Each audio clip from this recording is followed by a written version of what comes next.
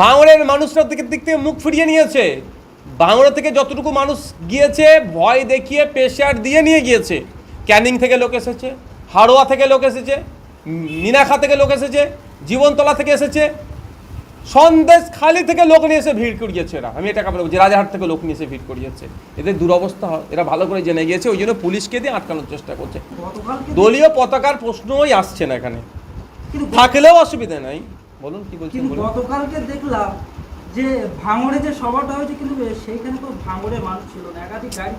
ভাঙড়ের মানুষরা দিক থেকে মুখ ফিরিয়ে নিয়েছে। ভাঙড় থেকে যতটুকু মানুষ গিয়েছে ভয় দেখিয়ে প্রেশার দিয়ে নিয়ে গিয়েছে। ক্যানিং থেকে লোক এসেছে, হাড়োয়া থেকে লোক এসেছে, মিনাখা থেকে লোক এসেছে, জীবনতলা থেকে এসেছে, সন্দেশ খালি থেকে লোক নিয়ে এসে ভিড় করিয়েছে। এরা, আমি এটা বলবো যে রাজারহাট থেকে লোক নিয়ে এসে ভিড় করিয়েছে। এদের দুরবস্থা এরা ভালো করে জেনে গিয়েছে, ওই জন্য পুলিশকে দিয়ে আটকানোর চেষ্টা করছে। ব্যাপারটা হচ্ছে শান্তিপূর্ণ গণতান্ত্রিক প্রক্রিয়ায় মিটিং মিছিল যে কেউ যে কোনো জায়গায় করতে পারে, শুধু দিল্লি গিয়ে করতে হবে। যে বলছে তাকে বলবো তাহলে ভোটের সময় দিল্লি গিয়ে ভোটটা চাইবেন, আর ভোটারদেরও বলবো ভোটের সময় যদি ভোট চাইতে আসে এই ধরনের নেতাগুলো তাদেরকে দিল্লিমুখী করিয়ে দেবেন।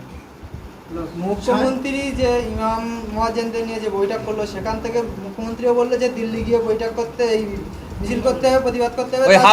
তার সঙ্গে আপনার একটা ভাই কাশেম সিদ্দিক, তিনিও তার সঙ্গে সুর মিলেছে যে দিদি ঠিক বলছে, এটা দিল্লিতে পাশে আছে, দিল্লি গিয়েই করতে হবে। কাশেম ভাইজান কি বলেছে আমি শুনিনি, আর মুখ্যমন্ত্রীর কথাটা আমি শুনেছি, আর ফিরহাদ হাকিমের কথাটাও শুনেছি, কারণ এসেছি। কাশেম ভাইজান যদি কথা বলে থাকে, কাশেম ভাইজানও যে কথাটা বলেছে ঠিক কথা বলেনি, ভুল কথা বলেছেন।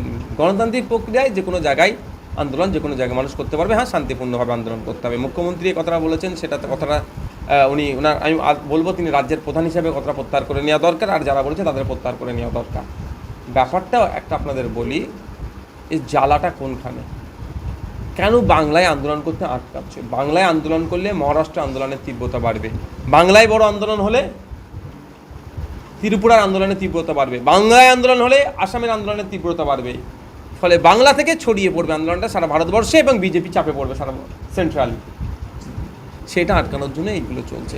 আর আপনি যে বললেন ইমাম সম্মেলনের ব্যাপারে, ওই 8 বছর 10 বছরের ছেলের ইমামগুলোর কথা বলছিলেন না, হাফ প্যান্ট পরে যে বাচ্চাগুলো এসেছিল ইমাম, ওদের কথা বলছেন? কোন ইমামের কথা বলছেন আপনারা দেখেছেন তো, দেখিয়েছেন তো। ব্যাপারটা হচ্ছে ওটা মুখ্যমন্ত্রীকে ডেকে নিয়েছে অপমান করেছে। কে ডেকে নিয়েছে অপমান করেছে খোঁজ নেন।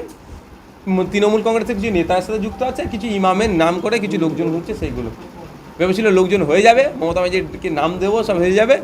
অত সহজ নাকি? ইমাম সাহেবরা সব বুঝতে পেরে গেছে যে আসল কে লড়াই করছে কমিউনিটির জন্য, বাংলার জন্য, আর কারা ধান্দাবাজি করছে ইমামরা বুঝতে পেরে গেছে। ওই জন্য আসেনি ইমামরা, ওই জায়গা ভরানোর জন্য। কি হয়েছে এখানে সেখানে ময়দানে টয়দানে বাচ্চারা খেলাধুলা করে, এই চ বিরিয়ানির প্যাকেট দেবো, চ মমতা ব্যানার্জির সাথে দেখা করাবো, এই ধরনের কি বিরিয়ানির প্যাকেটটা মেনলি বলে চ গাড়িতে করে ভরেছে, আর এখানে এসে ঢেলেছে। কত হয়েছে? 12-15 হাজারের সিট তো, 2000-1000 দিয়ে আর কি থুতুতে আটা সামলে হবে? ধরা পড়ে গেছে।